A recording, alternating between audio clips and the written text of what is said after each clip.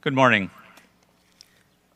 Mr. Chancellor, Mr. President, members of the graduating class, faculty, family, and friends. The Right Honourable Paul Martin served as Canada's 21st Prime Minister from 2003 to 2006 and the Federal Minister of Finance from 1993 to 2002. His introduction as Finance Minister included a $42 billion deficit, which he erased in 4 years, and he went on to record 5 consecutive federal budget surpluses. Not surprisingly, he was selected as the inaugural chair of the first G20 Finance Minister Summit in 1999.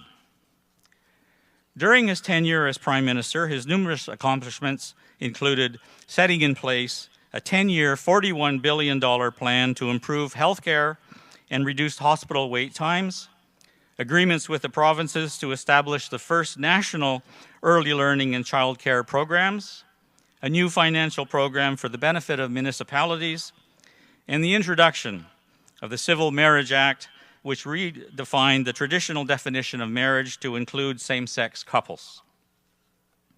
Mr. Martin also accomplished what no other Prime Minister had before him or since, namely an agreement, the Kelowna Accord, between all the provinces and territories and Indigenous leaders to eliminate existing funding gaps in Indigenous health, education, and housing. Regrettably, his successor rejected the accord.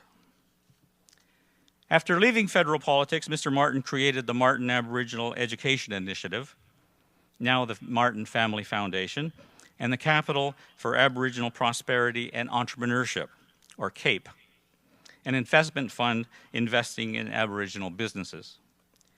Internationally, he is the chair of the Congo Basin Forest Fund, a $200 million British, Norwegian, Canadian Poverty Alleviation and Sustainable Development Fund for the 10-nation Congo Basin Rainforest.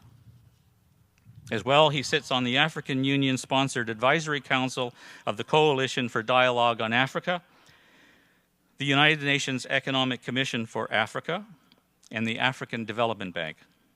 And he serves as the Commissioner for the Global Ocean Commission, whose mandate is to formulate politically and technically feasible short and medium and long-term recommendations to address 4 key issues facing the high seas: overfishing, large-scale loss of habitat and diversity, the lack of effective management and enforcement, and deficiencies in high seas governments. Today, we honor and celebrate his public service, not just to Canada, but to Africa and beyond. Mr. Martin remains vigorously committed to Indigenous issues, as reflected in the work of the Martin Family Foundation and CAPE, that includes the Aboriginal Youth Entrepreneurship Program, the First Nations School Principals course, the mentorship programs, and the Model School literacy projects. He speaks widely and writes on a variety of Indigenous topics related to education and economics. He is a welcome guest in Indigenous communities across Canada. It is entirely fitting that this university, pioneering as it did in 1969, the introduction of Indigenous studies into the Faculty of Arts and Science, acknowledges and honors his remarkable and unparalleled work in commitment to Indigenous peoples. Mr. Chancellor, it gives me great pleasure to present for the degree of Doctor of Laws, honoris causa, the Right Honourable Paul Martin.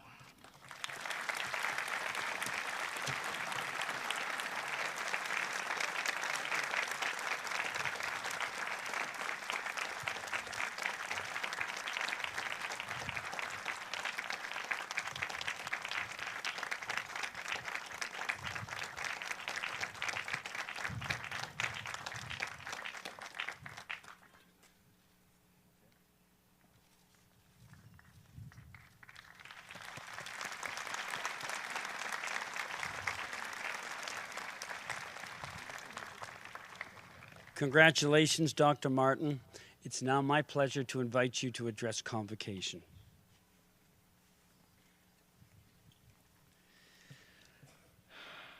Thank you very much, President Grart.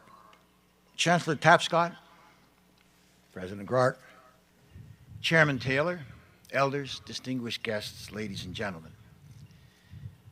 To begin, allow me to acknowledge that we are gathering on the traditional territory of the Anishinaabe Mississauga and adjacent to the lands of the Haudenosaunee. And while I'm talking about where we are, you will understand that I have made the odd speech in my life. I don't ever believe I have ever spoken at a podium as beautiful as this. And I just want to congratulate you.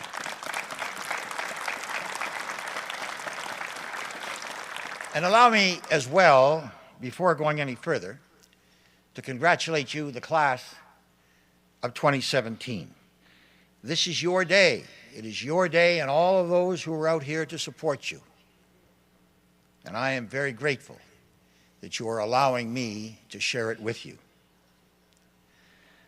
I can't tell you how honored I am to receive this degree from Trent. It's a university whose record on Indigenous issues and many others has been nothing short of remarkable. And this is exemplified by my friend Harvey McHugh, whose leadership on Indigenous education began at Trent and then grew right across the country, where he has influenced policy from province to province and from territory to territory. He and I are also good friends. We play golf together. I win every time. And we rarely would ever say anything nice, and you guys can't understand, you can't believe how wonderful this is. Harvey has had to come up here and for 5 minutes say wonderful things about me. If you don't think I'm not going to quote that speech. So what can I say when I hear Harvey? What can I say when I look behind me and I see Tom Simons, who made all of this happen as president of Trent when he undertook what at the time was a revolution in university native studies. I know what he went through. It was 50 years ago. Public opinion was not what it is today. It's not very good today, but it sure wasn't then. And Tom Simons and Harvey took this on. And Trent, and its great interest today is the result. You asked I think it was you, Chancellor, that asked the question, or you or Leo asked the question, what kind of a mark did he give me? He gave me a lousy mark, and I am going to appeal. What can I say? As Trent's legacy grows with every passing year, and as can be seen in the President's groundbreaking decision to introduce, as he just said, the Indigenous Bachelor of Education degree, which puts Indigenous identities and cultures at the forefront of teacher training. What can I say about all of this? Well, I tell you what I can say about all of this. Speaking to the graduates, I can say that as students at Trent, you have lived an experience here that I will hope that you will share across the country. Because I believe that the experience that you have gathered here at Trent provides the insight for the new partnership that I believe is so needed between Indigenous and non-Indigenous Canada.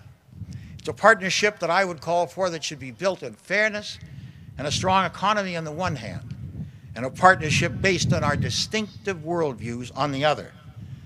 And I say fairness in this because ours is the privilege as Canadians of living in a country that is fair and decent to its core. As a society, we have labored for justice, and in large measure, we have succeeded. But when we look at Indigenous Canada, we are blighted by our blind spots. And as long as those remain, our work will be unfinished, our potential unfulfilled, and the promise of Canada unkept.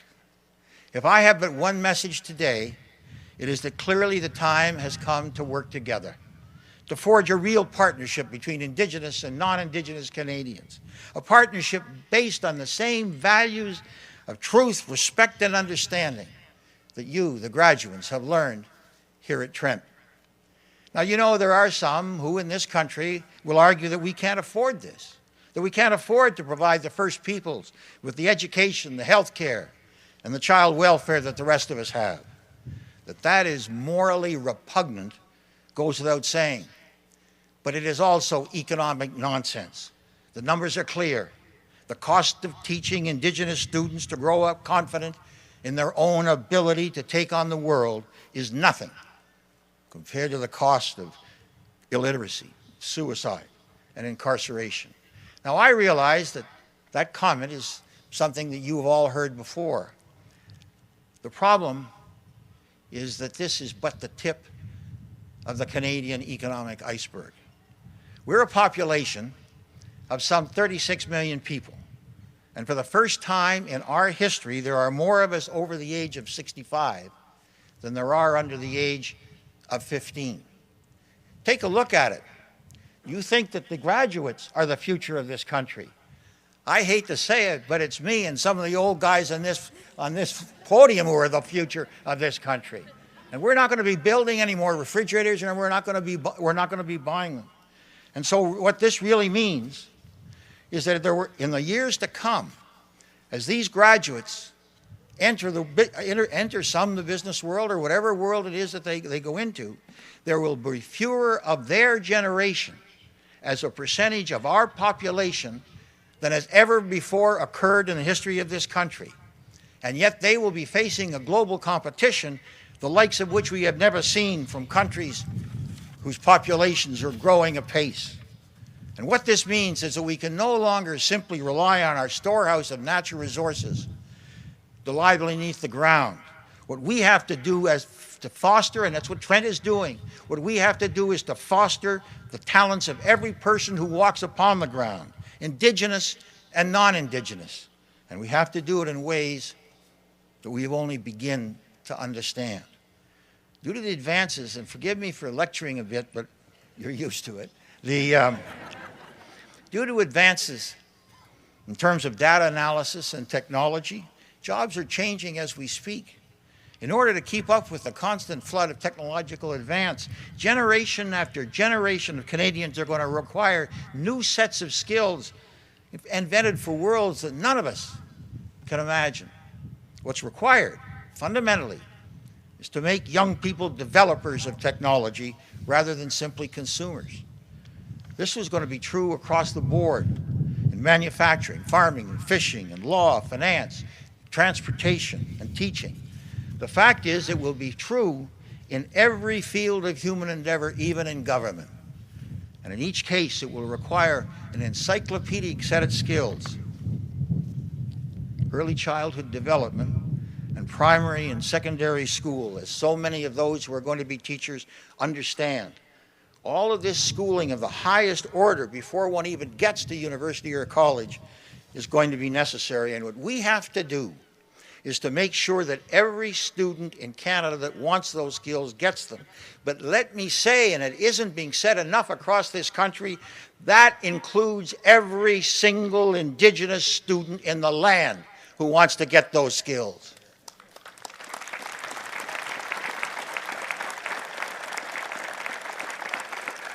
The point is, Indigenous students, the youngest and fastest growing segment of our population, cannot be left out of this new frontier if we are going to have a workable economy in the future. And so, in short, as a country, we must do everything we possibly can to work together, to build the kind of economy that we need. But we will not do that if we are divided. We're certainly not going to do it if we basically say to the youngest and the fastest growing segment of our population that you're not going to get the same kind of primary and secondary school as other kids. And this brings me to the second aspect of what I have talked about, is to say the need for a new partnership, the need to respect the Indigenous worldview. And this also brings me to the reason why you, the graduates of Trent, which has opened the doors to Indigenous Canada, have such an important role to play. This because you understand better than most the degree of mutual empathy and trust that is required to make the partnership work for us. As a country, we have a future to deliver, promises inscribed on the parchment of treaties and in the Constitution, but also etched in the hearts of so many young Indigenous Canadians who ask not only for the opportunity to succeed, but also to be understood. All of you graduating today have gained a perspective from Trent, which shares with Indigenous thought a deep desire to make sense of the world around us. Who are we? Where are we going? Where we come from? These are the questions human beings have been asking themselves since the beginning of time. Should we consider these answers only in the context of Eurocentric cultures? Are there traditions and beliefs? I think not. In short, whether it is acknowledged by the majority or not, the underpinnings of Canadian learning are not derived solely from European origins. The fact is, Canada's foundations are built on pillars that existed long before most of us got here. And to deny this is not only to deny our own origins, it's to subvert the very questions that have advanced human knowledge so far. If it is, as I believe, knowledge for knowledge's sake that has led to humanity's greatest triumphs, then the question before us is quite straightforward. How can we move ahead if Canadian scholars are confined to a conventional wisdom bound by Western limits and sustained by those who have no curiosity? The answer is we can't. And that's why your time spent here will prove to be so important for your country. As graduates of Trent, you are the heirs to a tradition which speaks to the soul of this land. For example, Trent's Indigenous Environmental Studies program introduces students to Western and Indigenous ways of knowing and understanding that are not mutually exclusive, but are complementary ways of approaching the environment, the economy, and our future. And let me just simply say that example of that course, complementary ways, that is the way we should be operating as a country, and we're not. And on that note, let me close these remarks by calling it as I hope you see it. You are graduates of a great university, and you have the opportunity now to make the difference. That's Trent's legacy, but it's your challenge, and I know that you are up to it. There isn't one person in this room who doesn't envy you, or in this call. My God, look at the sky. There isn't one person in this podium that doesn't envy you for what you are about to do, including me. Good luck, and thank you.